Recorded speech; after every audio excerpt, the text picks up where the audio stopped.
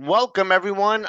Joe with ECRM and RangeMe here, and my guest today is Obi Linton, the owner and CEO of Nicobi Foods, who's been absolutely crushing it on RangeMe. A lot of retail wins, including a golden ticket from Walmart. He actually pitched in front of Damon John, which I want to hear all about. Thanks for joining us, Obi, and let's sprinkle a little soul dust on this interview. All right, let's do it. I'm ready.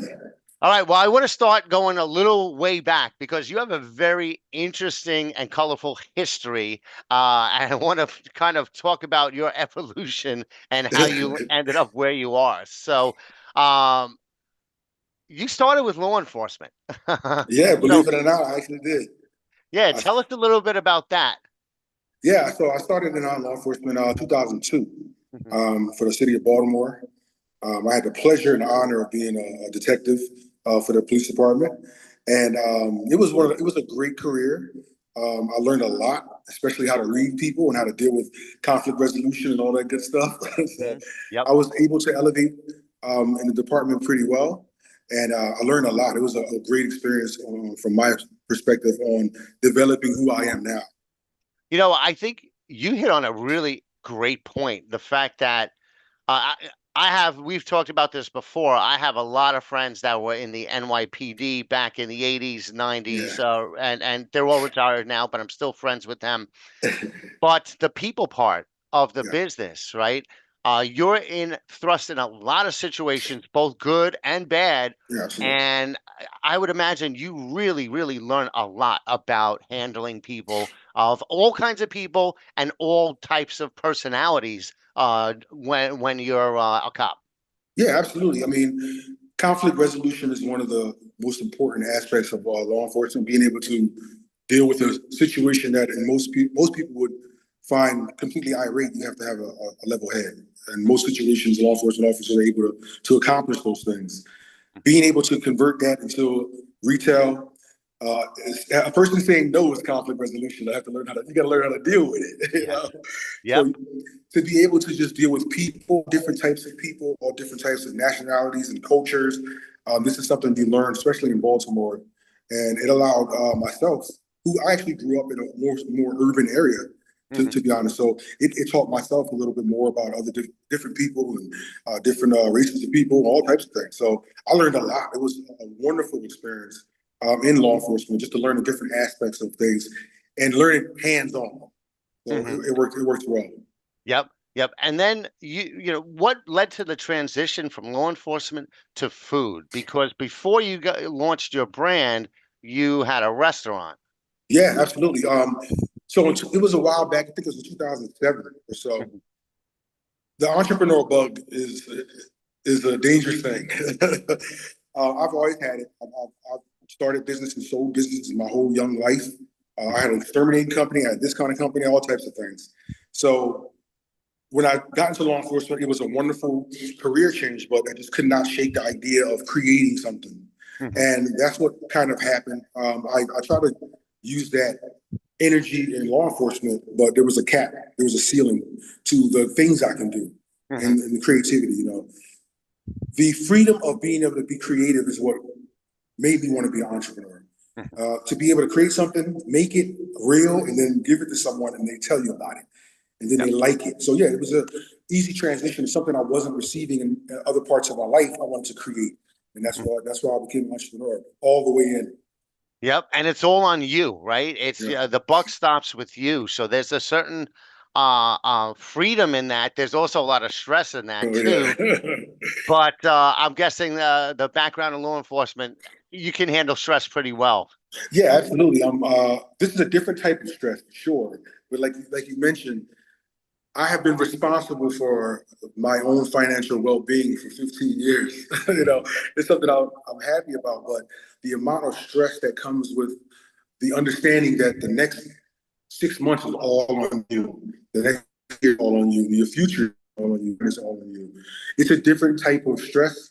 It's not it's not a physical mental stress. It's more of a emotional stress of Yes. the Yes. dealings of it, because you have to be 100% responsible for your own financial well-being and others and your employees.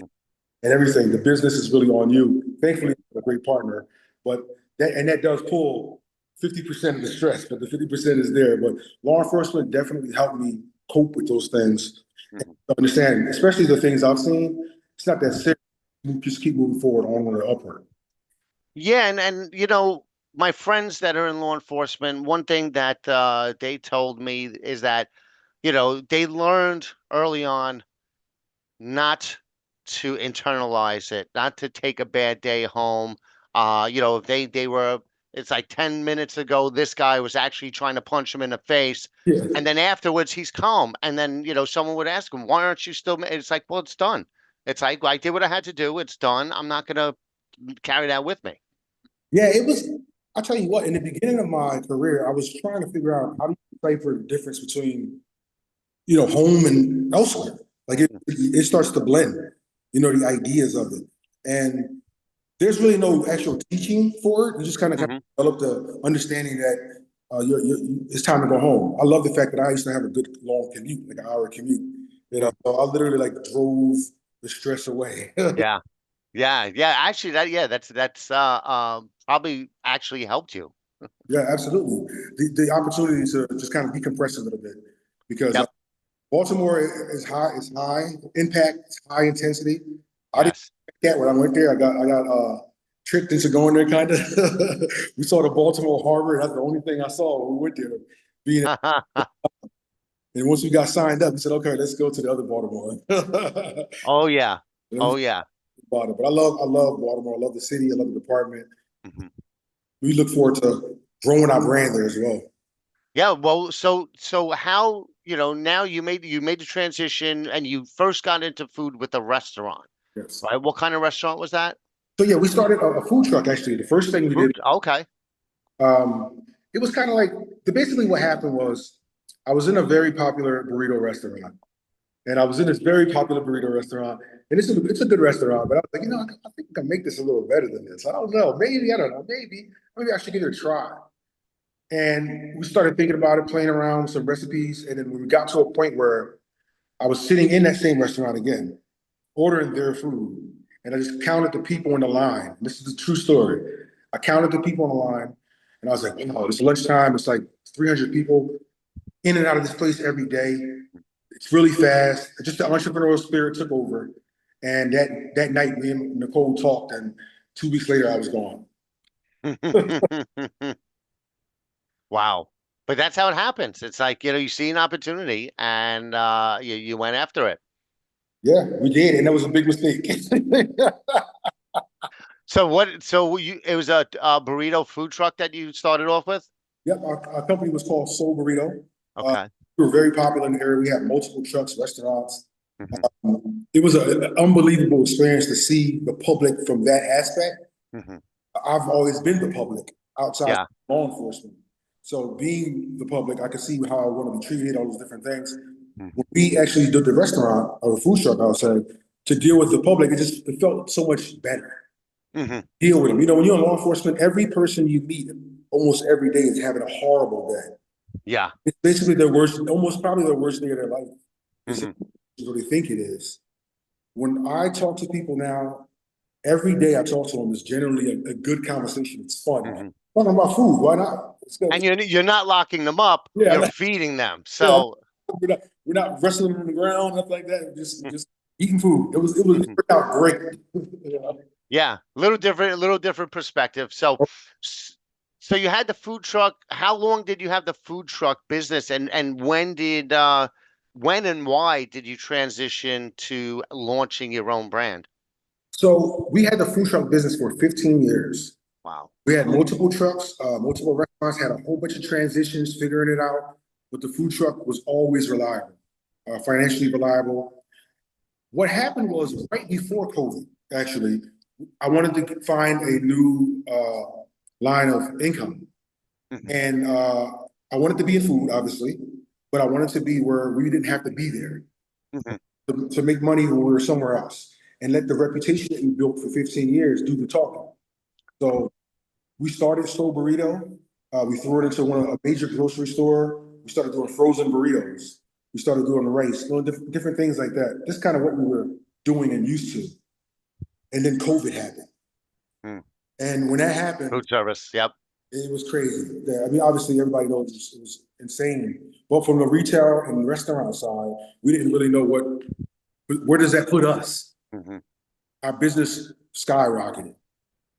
Everybody was sitting at home, so everybody was ordering food. Hmm. But I saw the retail side do more than the restaurant and food truck side because there were really no events. Yeah. And retail was born through that transition of tragedy with the pandemic. Our company was built, and we did it literally through love because we wanted to be able to provide for people our products. Still, we were doing food giveaways like crazy. It just didn't resonate enough for us. So we wanted to just be able to say, how can we have our product everywhere? And we really pushed the conversation on retail. And that's how Nicobi Foods was born. Gotcha. So it was a pivot. I mean, you just adapted the business. You had, you have so many restaurants and food service operations closed. But there's always, whenever there's a challenge, there's always an opportunity. So you just pivoted that into that opportunity, and that gets us to Nicobi Foods. So tell us about Nicobi Foods. Take us through the product lineup. So Nicobi Foods. So this Nicobi Foods is a combination of Nicole and Obi. We decided we want to put our name right on the package. Everybody else is doing it. Why not us? It's our legacy. Hmm. And we have our signature spices. Our soul dust is why we started. Our soul dust is battle tested, meaning we have been selling this for 15 years. Publicly, we haven't been doing a lot of it because we're selling it on the food trucks, we're selling it on the restaurants, and we use it in all of our products. Hmm. Because of our products did sell the way they sold, we decided, okay, let's use our main ingredient. And these products actually came from a combination of Nicole's upbringing and mine upbringing. She's more of a American standard soul food, Hmm. paella, a lot of those different things. Just I'm more of like Italian type food, um, African food, Jamaican food, and a combination of those things mixed together. And that literally created soul dust. It's like when we were together, our spices started mixing, and then we just came up with one that worked for both of us. Hmm. Oh, there you go. There you go. Yeah, and And and that's literally how Soul Dust was created. It was created. That's why I would say flavor by love. It was our way of combining what we both like into one bottle. It was like, oh, this works, and then we just yeah. you know? That's right. That's perfect. That's a cool little story behind it. Yes. And so these were some spices that and flavors that you were using in the restaurant and in the food. So they were already tested. You Yeah, basically did your consumer testing. battle tested, secretly battle tested thousands, hundreds of thousands of people for 15 years. We Hmm. used it as a base of all of our products. It was like a spice, like our main ingredient in all of our products, and we just kind of manipulated the other parts to change the recipe, which worked out good because it was consistent, and that's how Soul Dust was born, and it just worked. So from there, we said, what else do we have? The drink sauce and the mumbo sauce was the two things we were selling, and we Hmm. decided to go ahead and put those out, and they jumped on it. So those are the four items that we're pushing really hard right now. We have different sizes of those items, and that's what we're doing. Do you have love listed in the ingredient panel? Oh yeah, it says "Flavor by Love" right on the bottle. One of our bottles, we actually have a heart on the bottom of our bottles. So every person that has them, you can see that. Awesome. Awesome. So now when you during these transitions, what were some of the challenges that you faced going from one to the other and then launching the brand? Financial challenges big time. Hmm. And in CPG, like we thought we did. Not understanding the retail market like we thought we did. We thought we were the most popular people in the world at one point, but Harrisburg is about the size of a pin needle in the rest of the world. So we found that out real fast. So a lot of not understanding how to market, promote, um, reach customers that have never heard of us, that don't know our story. How can we tell our story organically? And that's the way we were able to find new customers. And those were the major challenges. But we faced those challenges head on, just like our own career. Myself in law enforcement, my wife was an educator. She taught cosmetology. So we have to deal with challenges all the time. So we're able to adjust with those challenges and move forward. So it worked out. It worked out wonderful, but it was a challenge for sure. How did you learn some of those things, right? You mentioned you didn't know about the retail business, you didn't know about marketing the product. So where did you pick up that knowledge? Oh man, you ever seen a movie, A Short Circuit, back in the day? It was like a A long time ago. Yeah. so that's like my old nickname from back in the day. I need input. Hmm. I am one of those people. I need information, Hmm. and my wife feeds me that information because she knows how I am. And we were able to get information and to be able to say marketing. Okay, so how do you market? Who's marketing really well right now? Hmm. It's okay to take ideas, to take understandings of things. The one thing we always did was we take good ideas from good people that good businesses. We've never taken to the point where we can't say it's ours. Yeah. We have to be 100% organic in our own marketing, our own methods, our Hmm. promotion. And that's what allows us to be original and people to catch on. So the challenges that we had, we use to turn them into strengths, like lemons into lemonade kind of thing. You know, Yeah. yeah. So we use those as our strengths now, and we're able to market directly to people. Kind of got a real good understanding, and really just subduing and humbling yourself into learning from younger people, learning the different aspects of social media. That's what allowed us to overcome those challenges. Yeah, and this is a really good industry for that. I see entrepreneurs like I just got back from Dallas from an ECRM session, and you always see the brands that kind of, the emerging brands, they're so open to sharing with each other best practices and little tips and tricks and helping each other avoid different pitfalls and but like you said, you got to keep your mind open to that information. Absolutely. So yeah, right. The one thing we love is uh, championing other companies, small businesses like us. The Hmm. category is big enough. There's enough room for all of us to financially make it, to support each other along the way. I think that's something that's lacking in a lot of situations. So Hmm. that's why, if you notice, we're very adamant supporting the brands that we inspire to be like, or that we see are doing something wonderful.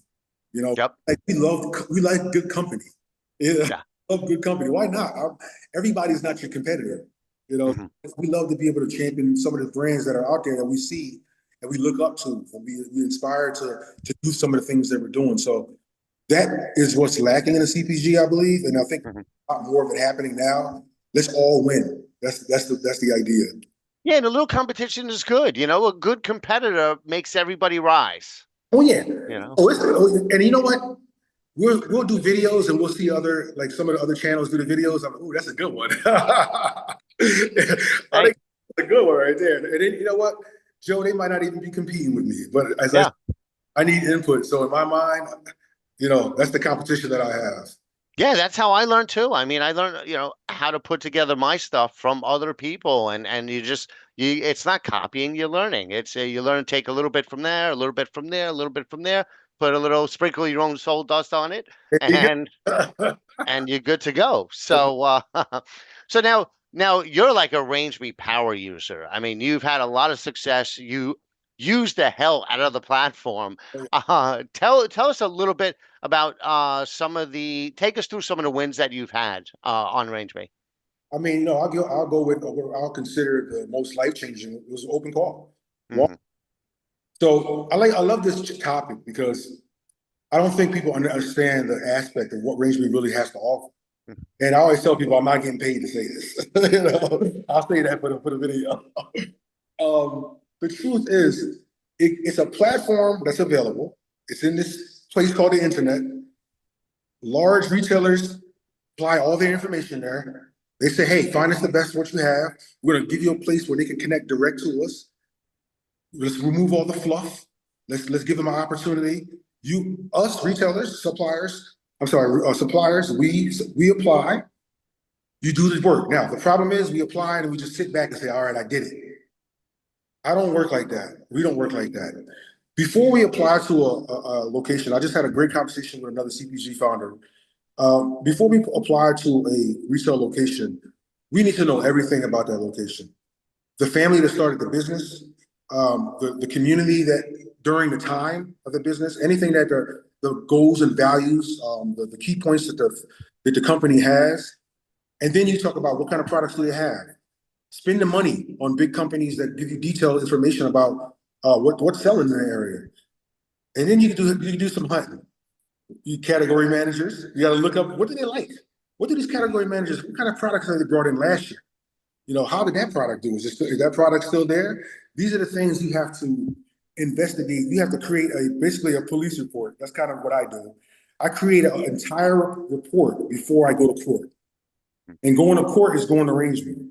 So when I go to court, I'm at RangeMe. I put my information in, and the judgment will come. And I know for myself, I did everything I could. I did all the research. I even applied because I believed it was a product that should be there. Sometimes it doesn't work, but the relationship that you create, just even having a platform like this, people don't understand. That was an impossibility without it. Mhm. There is no direct. I see comments that say people say go direct. That's an impossibility, but you just don't know it. So information needs to be available. That the platform is there not to take from us. The platform is not there to poach or as some people say. I heard some crazy terms. I really wish I could just get into people's heads and say, listen, it's not that. You have to understand how to use the platform. We used the free platform for a year and we're able to secure 500 stores. The free platform. We were able to put on, we paid the 99 premium, tripled it. You're not going to get it all the time, but you have to do the work. So we are RangeMe, we talk it up. And you know this, we talk it up because we I see want it. people to not think that it's something you should avoid. It is the only place to really go. Yeah. Well, I saw the detective in you coming out when you were talking about how you prepare. But what's really cool is you're one of the first people that I've heard prepares like that. Like you're preparing for a submission on RangeMe to a retailer the same way you would prepare if you were meeting that retailer face to face. Absolutely. And that's awesome. Absolutely. My wife, Nicole, just put a video out. I was recording her talking about connecting to people before you talk to them, before you meet them. And the platform's there. If if category managers or grocery locations are interested in brands, they're looking all the time. They're looking. And one thing she mentioned was how you have to create your resume before you even meet a person. Mhm. Social media, put in the work in, put in the information and get into details um, before you even meet these people. So when you present your case, so to speak, it's everything you could have done. Not saying I just applied and then I just sat back and crossed my legs and waited. I did the work. You know, Yeah. even if it's just contacting somebody and they say, "Hey, we don't do it like that." Okay, at least did the work. Mhm. And if there is a no, it's just a no. You know, no's are not no's. They're just not yet. That's Yeah. all. You said I say the same thing to brands all the time. It's like a no is not, it's just a no for now. And sometimes, I've talked to brands where, and when I do interviews with brands, and I'm curious to hear from you too, but, what was the deal that took the longest and the shortest deal? So, for example, one person I talked to chased some buyer for like 6 years, some retailer for 6 years before he got on the shelves. And then his shortest deal, he was at the reception, the cocktail reception, no, dinner, during dinner at our ECRM session, talking to another brand about his product. There was a buyer at that table who's like, "Hey, we should have that product," and then within 5, 6 months, it was on the shelves. So I you mean, never know. you never know. But you know what?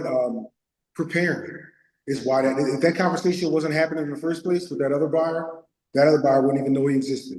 You Yep. know, it's a great CPG founder, Sean Riley. Um, Yes. Dude wipes. I listened to that he's a young man to me, but I listened to him because he has been grinding. Mhm. And if you're not paying attention to a CPG guy like that, that's really putting the work in, you shouldn't be doing this because you really got to understand the level of pressure you have to put on yourself to that next level. Everybody sees you see the personality, when he's posting and all that, but like you said, you also see the grind. He's doing a lot of work, and I know a lot of his team members, and they're putting in a lot of steady, consistent, methodical Amazing. work, and Amazing. They have a methodical approach. Sure, they're funny as hell. There are lots of poop jokes, a lot of humor, culture, and everything, but they're very methodical in the way they approach the market. But also that consistency, and I see it with you too. You have that consistency over the long term, and then you'll eventually get to those things. But also, you pay a lot of attention to what the buyers and the needs are too.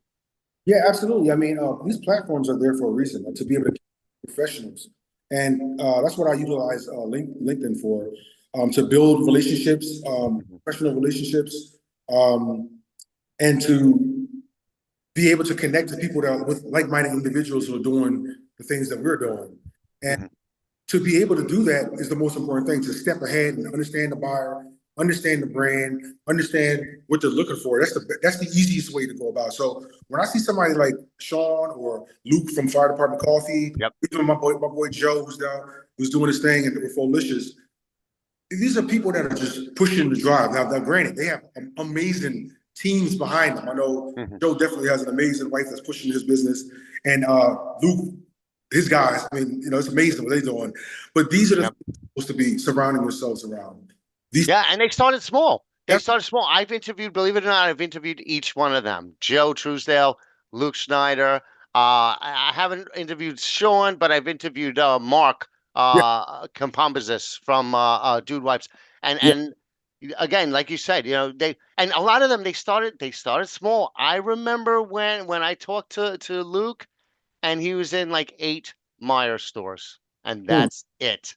That was mhm. his first win with us, and just to see how much he's grown from there. But it's you learn a lot of lessons watching people like that, and you see what's possible, which is really cool, and it's not easy. And there are Yeah. plenty of no's along the way, which Oh you yeah. just you have to deal with.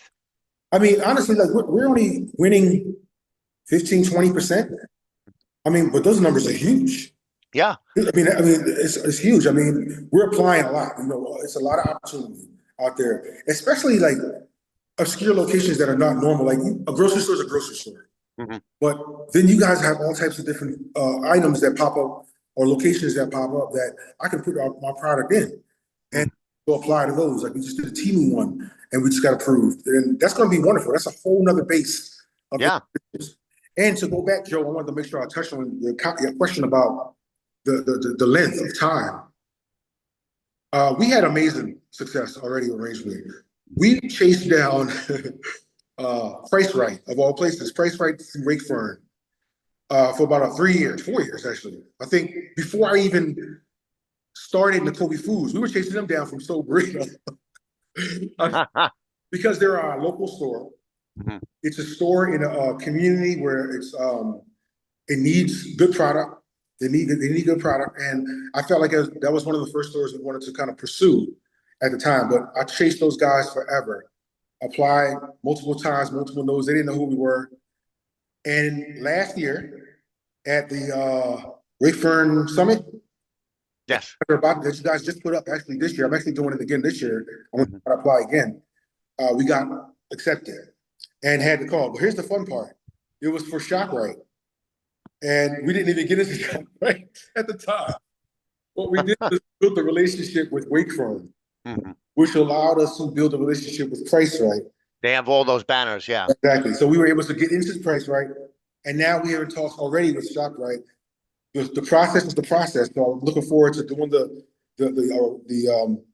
Arrange Me application. And now I can bring them numbers. I can bring them information Mhm. from the company. And that's part of the chess game that Yes. you play in this game. So if this game was chess, if Nicobi Foods was chess, we're about one move in. That's how I Mhm. look at it. Yeah, yeah. Well, and then these wins bring other wins and well, now you have a track record.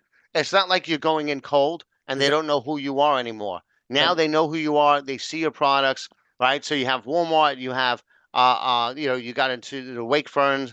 And there were a couple others that you got from through Range B as well, right? Oh yeah, we got Walmart. How about Yeah, that? Walmart. Uh, That was the fact. And A-hole, yeah. Giant, Hmm. Food Lion. You Yeah. know, this is all part of the same transition. A Stop and Shop. I mean, these are Yep. major retailers. Yeah, I know. Stop and Shop is in my backyard, right over Yeah, here in Queens. these are Yeah. major retailers. We had conversations with Hannaford. We're going to be doing some things with them, hopefully next year. So these are the opportunities that we would have never had, prior to this. Because anyone who says they're going to just create the email and send it off, it's not going to work. Yeah. Not No. it is. That's amazing. There's Great. a lot involved, and actually, this is a good transition to the next part that I want to talk to you about. Is you know you mentioned, and I'm going to read this because it was great. In a post on LinkedIn, you mentioned RangeMe is a tool.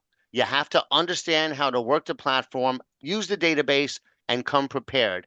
And when you do, the right doors can open. And I thought that was perfect. So tell me some of the ways that you use RangeMe as a tool, in terms of the content, the data that's there, submissions, all that. There's so much data, uh, financial data, if CPG data. There's too much to actually go through on a full call.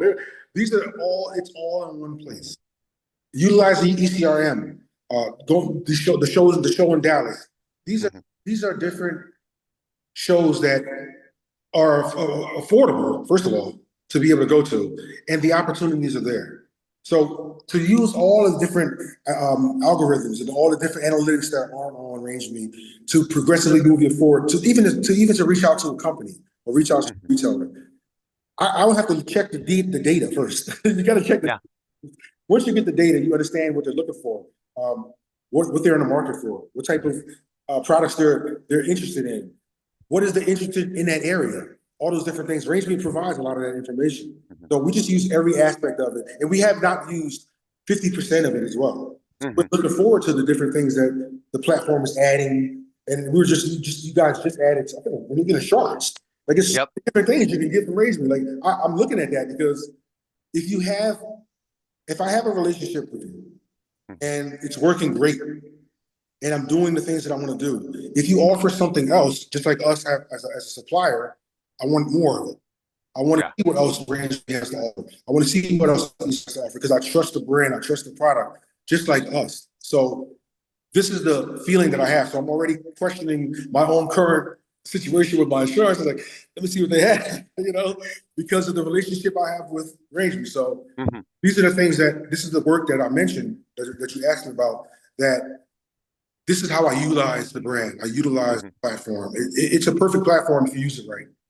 Yes, and you do apply to a lot of whether they're direct submissions or immediate opportunities or things like open call. You apply to a lot of things, and which is great. Yeah, I mean that's how that's helps too. Yeah, absolutely. I mean, it's really in the numbers. Having the time to do the investigation is the most important part. Hmm. If I have any inkling that our product can survive in a retail brand or a retail location, Hmm. be it a gas station, or this, I see some things pop up. I'm all Yep. over it. Hey, I can make a sample size quickly. Hmm.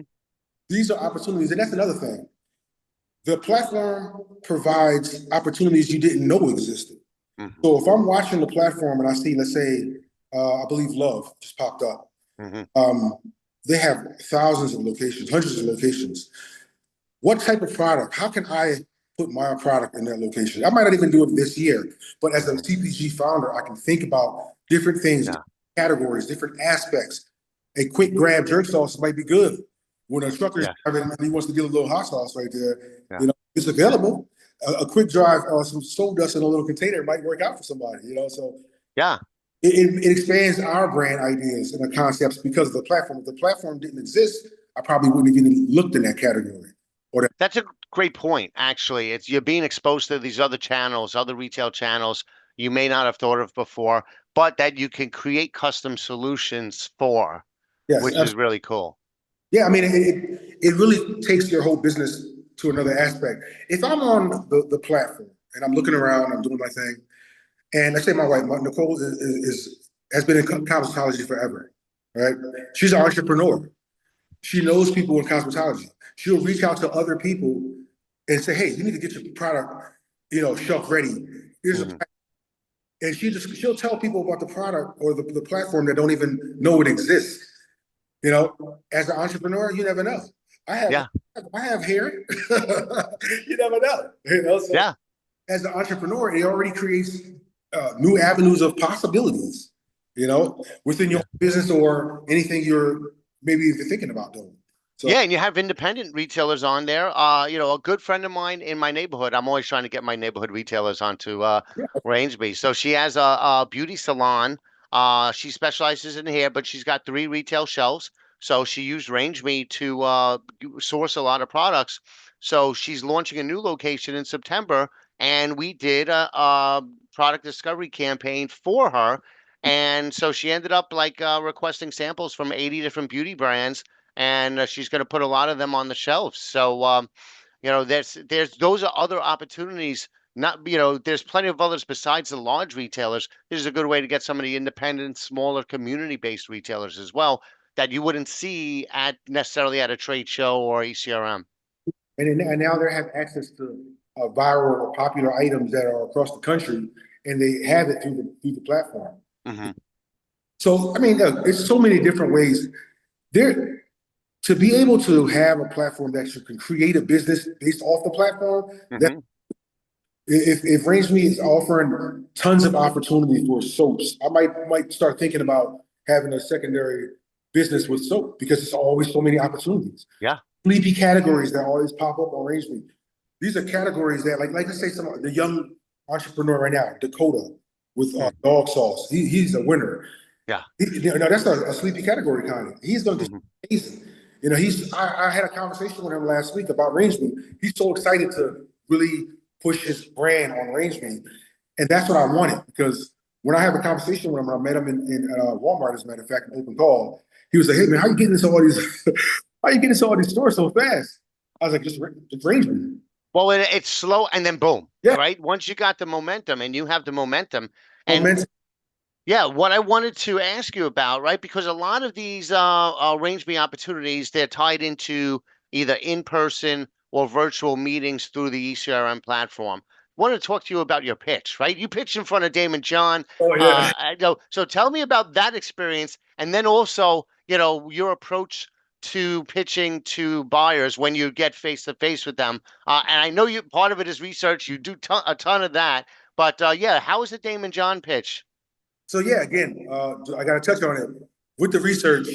I know what Damon John wants. We know what he wants. We know, and we didn't know he was gonna be there, Hmm. but we were able to have a conversation about it. Nicole and I, we have several pictures ready. So we have Okay, a little library to yeah, choose from. Okay. ready. Listen, we were practicing in a parking lot before our pitch. We didn't know what was going to happen. We just were ready to take the opportunity. Now we didn't know that it was a possibility of an Hmm. opportunity to talk and to present yourself because of the conversation we had again through RangeMe. Hmm. I'll talk about the whole Walmart experience. That was a whole experience, but Yeah. to stand there in front of Damon John was a little nerve wracking, and but only for a second. Hmm. I love the idea of people talk about imposter syndrome, right? We don't suffer from that. We know the work we've put in. We Hmm. know the work that we've done. We know the sacrifices that we've made. We know all these things. So we don't expect a handout from anyone. What we expect is just to do what we're doing. Hmm. We come out and we pitch. We're ready to pitch. Like it's the best thing that you can ever. We're trying to do the best we can. It's like the Eminem opportunity. You know, you got one moment. This is it. Yes. I mean, Yep. can you imagine if we would have bombed that? It would have been crazy. You know, like Yeah. so we were so ready and prepared, and we did not know what was going to happen at the very moment. And then when it happened, Nicole and I looked at each other and I was like, all right, here it is. This is what we waited 15 years for. And Hmm. someone we idolize. You know, I only wear really FUBU sneakers, so that's an honest truth. I'll tell you right now. There you go. So to be able to talk to a person that we idolize, and prior to Shark Tank and all those awesome shows, and then him tell us, excellent pitch. Hmm. It was the fun part. It was nerve wracking, but the opportunity was too surreal and it was very real. And we Hmm. knew that it was no time to be nervous. It was time to show up. And the way we approach pitches is we tell our story. Yeah. That's how we do. We tell our story. We didn't even have the product in our hand because we didn't know we were going to pitch. The other guys had the product. Mhm. So Damon John says to me during the pitch, hold the product up. So I held the invisible product up and we pitched. We got the other invisible product, and then it was a fun thing. We had to wing that part. But me and Nicole have been bouncing off each other for 15 years, so we know what the other was thinking. Yeah. Yeah. Well, you basically, the past 15 years have been your preparation for that Oh, yeah, as well. So, 15 years.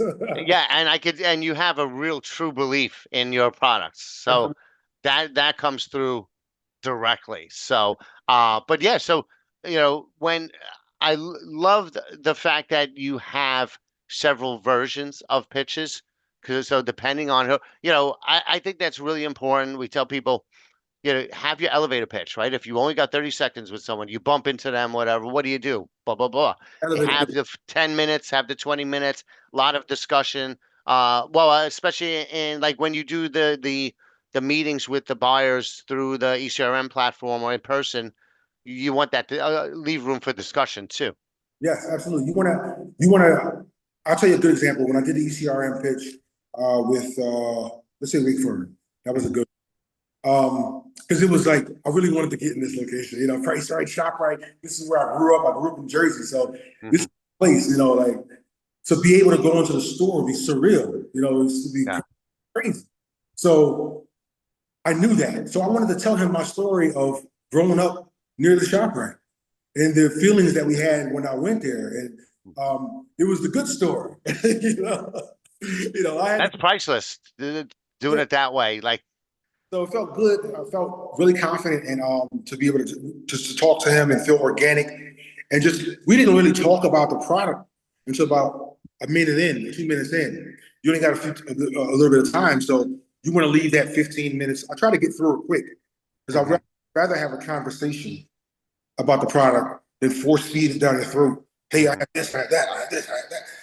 They've been hearing this for 6 hours, yeah. and you're not going to be rememberable, or nobody's going to remember who you are Mhm, at the end of that. They have 30 seconds to switch over to the next person. I know that mhm, well. So because of that, I remind them that I appreciate their time because I do. Um, Talk about some other stuff, ask them about how their day is going, and mhm, then we can run this pitch down real fast.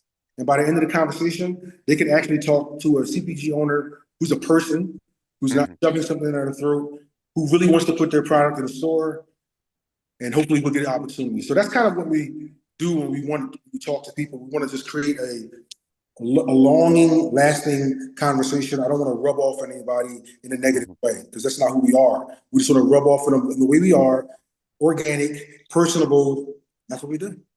Well, you're building, that's how relationships are built. And leading off with a story like that, where you're saying that, listen, you grew up going to their stores as a customer and that passion to like be on the shelf of these stores, I'm sure that buyer remembered that component of it too.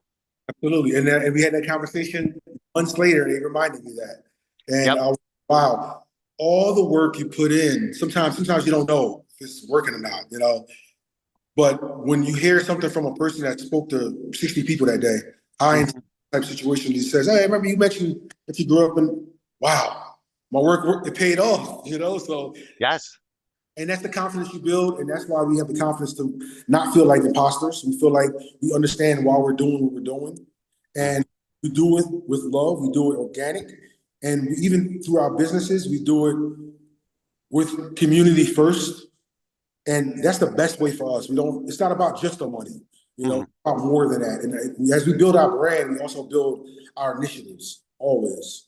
Yeah, that's awesome. Well, you're very active on LinkedIn too. Yes, And I see, we're talking about that building the greater CPG community as yes. well. And tell me a little bit about your philosophy with LinkedIn. I mean, I love seeing your posts. You do some great ones. I love the one you just posted when you got on the RangeMe top brands again with the little guy. But that's important. I think that's important for LinkedIn. What's your philosophy with LinkedIn? I believe so. I think LinkedIn is, again, I think LinkedIn is compatible Hmm. to the RangeMe type field when it Hmm. comes to accessibility to things you would not have access to prior. It's like flattening the execution, I like to call it. Hmm. if there's an execution, if there's a line of something you want to reach, a Z, you want to reach, you're starting at A. To reach that level, you have to go through so much. Yes. To be able Yeah. to flatten the line of execution and to be able to compress the stress and the pressures and the mistakes and different choices, because you have access to things, it allows you to be able to move progressively forward faster. Hmm. I use LinkedIn as a complete water cooler type Hmm. situation. It's literally a water cooler. I meet at RangeMe. We talk about our growth. We talk about our business. I never talk about our problems unless it's related to business, you know. Hmm. And I create the story or organic story about our truths about our business, Yeah. communicating with people that want to listen, you Hmm. know. And I love the fact that I can talk to somebody like yourself and get a real understanding of the different perspectives on the direction that RangeMe's going, the direction that Hmm. ERM is going, which in tune allows me to use that information for my business. Yeah. And I can use it in the direction we're going to go, the direction, you know. So LinkedIn is that same platform. You got access to people and to have an understanding of what they're looking for, what they're dealing with the business problems and the situations. And you got to talk about these things. I like to celebrate my wins. So Hmm. talking about being number two on Range Me, it matters. Yeah. I remember, It is. yeah, I remember the last one. I was in the comments saying, "Oh, we're gonna be on this list next time." Yep. There you go. You were, and it's funny. You call it a water cooler. I call it like a networking function. Yes, yes. But same analogy, right? I always say, we're talking about when people are asking, well, what should I post? What, I'm like, listen, pretend you're sitting at the networking reception, having dinner with the buyers and sellers at one of our ECRM sessions. What would you talk about in that conversation? It's not just about business. It's about you. It's about, your family or your goals, your interests. So all of that is legit for because we want to know everybody as people. Absolutely, and that right there, I love that you said that, Joe, because that's the direction that we take. Hmm. I'll say this: Nicobi Foods is a cool name to us. We have cool colors, we have a cool brand, all this other stuff, but it doesn't matter. Hmm. What we have to do is sell the brand. We're just Hmm. a seasoning and sauce company. You know, we're not changing the world. We're not like Yeah. solving world hunger. You know, we're not ending racism. We're not doing any of those things. What we're doing is we're just trying to provide food. We're trying to provide a culture. We're trying to provide experience to different people, and that's the connection to the people that we have. And they will never remember the name. Sometimes they remember Soul Dust as it's a cool name, but Yes. Yes. they remember the connection. And that's one of the reasons we got in Walmart. If you don't mind, I'd like to transition to that. Yeah. Please. When we applied to Walmart, it was on Range, obviously. And you guys had the one in Chicago last year. I found out about it a couple hours before it started happening, Hmm. like that it was going on. But it was free to come to. Yeah, we Yeah. signed up for it. So that part, we signed up for that part of it. But I completely forgot it was going on, and it was just a whole bunch of mess. So we got we got on a plane 2 days before it actually happened. We were there the day before, like the night. Well. The shovel barely stayed in the hotel. It was just a mess. We got to this location. Scott recently retired, supplier. He works for Walmart. He worked for Walmart. He just recently retired from Walmart. His name is Okay. Scott. Great guy. And we talked to him. He didn't care what my product was at the time. He just wanted to know who I was, who we were. Hmm. You know, who are these people coming in with this uniform and Yeah. these braids in our hair? Who are these people? He's so excited to learn about it. Hmm. Him and Brian Barger. They were so happy. So when we started talking, it was just about, we barely talked about the product. We Hmm. barely spoke about it. We talked about ourselves, our journey, the fact that we were sitting there in front of him in Chicago. We just were in Pennsylvania like hours prior. And when we got the call and all the open call happened and all that stuff, he did not pull our application. We have no favoritism. Hmm. The application was pulled by his constituents, Hmm. his people. He didn't even know they pulled the application. He said, and you know what? That's the good thing, but that's the part that really made him feel good about it because the product was sold to them. Yeah. It was And vetted by them. Yeah. we sold ourselves to him in person. Hmm. So the two things merged together, and that's how he remembers Nicobi Foods. Hmm. He remembers So Does, and he remembers us and who we are. And this opportunity, that moment, that split moment Hmm. allowed us to speak in front of Damon John, talk a second time, win 2 golden tickets, and now we're in Walmart. And it's crazy. It's that connection to people that really matters. Yeah, and that's that constant reinforcement, right? And that's what I like LinkedIn for too, is that it's a very passive way to stay in front of people, right? Yes. You're not emailing them, you're not calling them, but they're seeing you in a good context so that when they do see your product on RangeMe or they do get a submission from you, they're like, that's Boom. that dude Obi who's posting all that cool stuff on LinkedIn. And that's part of the chess game, brother. Like Mm. it's I'm making it easier for them to find us. That's Yeah. basically how I look at it. So yeah, we're social media crazy. We all the time. We love social media. We love the connection that we have to the people on social media. Hmm. And that's kind of what it's supposed to be for, social, the social side of it. And we use it for that aspect. And we already have presented our resume to you or to the people that are seeking these items Hmm. months prior. So it's all part of the process. It's all part of the chess game, and it's a respectful way to go about doing it on LinkedIn. Hmm. You're not shoving stuff down their throat. You're just presenting No. and offering, hey, this is what we do, and this is what Yeah. we're doing to do, and then we're doing it again, and now we're doing it again, and hey, we're doing more, and we're still here. So we're going through the process and building those relationships with people they don't even know we're building relationships. Yeah, yeah, it's a subtle thing. Look, that's how this happened. I reached out to you because I saw all your posts on Yeah, LinkedIn. I was like, I got to get this dude on. He's got all this energy. Aside from the wins, you just got this energy that's contagious, and it's like, I know it's gonna be a great conversation. So yeah, last question. What's next? What are you sprinkling soul dust on next? oh my God. We're sprinkling soul dust, to be real, on health, good health, Hmm. uh, our community through No Kobe Cares, taking care of ourselves, taking care of our community, building our brand organically. We want to blow up with Walmart, and they are embracing us right now. We've been all over the platform.